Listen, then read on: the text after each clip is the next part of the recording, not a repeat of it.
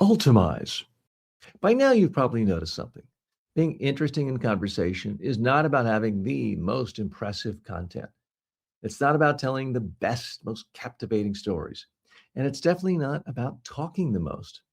There's a simple hierarchy that explains almost everything we've covered. Content matters, energy matters more, but relevance matters most. Let me show you exactly what that means. Start with content. This is what most people focus on. What should I say? What story should I tell? How do I sound smart or interesting? Content is the lowest level because even great content can fail if everything else is off. You've experienced this. Someone's telling a story that should be interesting, but they go on too long. They include too many details. They lose momentum and you lose interest. The content wasn't bad, the delivery was. Now, let's move up one level. Energy. This is how the conversation feels. Your tone, your pacing, your attention, your ability to stay engaged and responsive. You can take average content and with good energy, make it enjoyable. You've probably had conversations like this. The topic wasn't that important, but the person was easy to talk to. They were present. They asked good questions. They kept things moving along, and the conversation felt good. Now, here's the top level. Relevance.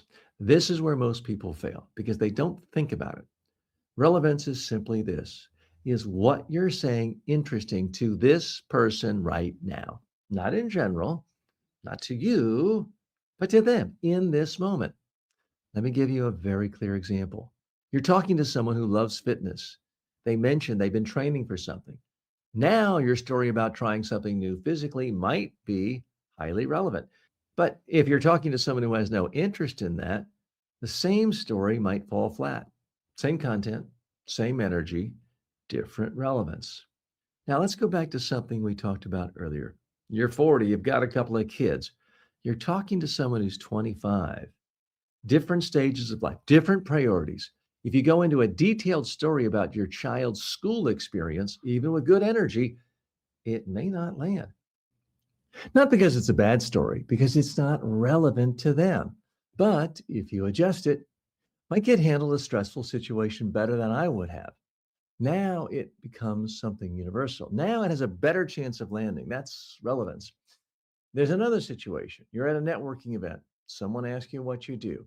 If you give a long, detailed explanation, chances are you'll lose them. If you give a short, clear answer with good energy, you'll do much better.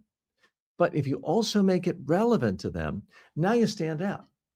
You've got to make it relevant for people. Most people don't realize how much that matters until something goes wrong. Now they can connect it to their world. Now it matters to them. That's the difference. So when you're in a conversation, I want you to run a simple check. Before you talk, ask yourself, is this relevant to them?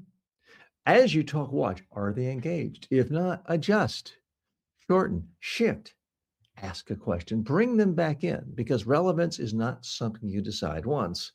It's something you manage throughout the conversation. Now, here's the good news. You don't have to be perfect at this. You just have to be better than average. And the average person is not thinking about relevance at all.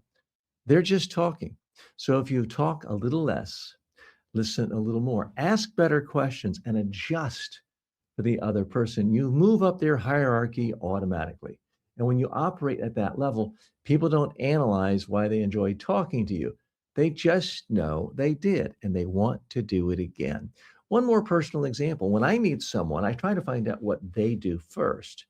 So if, for example, they say they're in finance and then they ask what I do, what I say is I help finance leaders before they go on CNBC to talk about their earnings reports or companies they're managing. I make it relevant to them.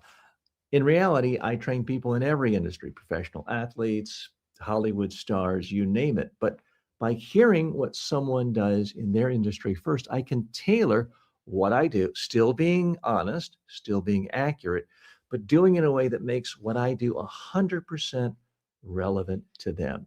You can do that as well.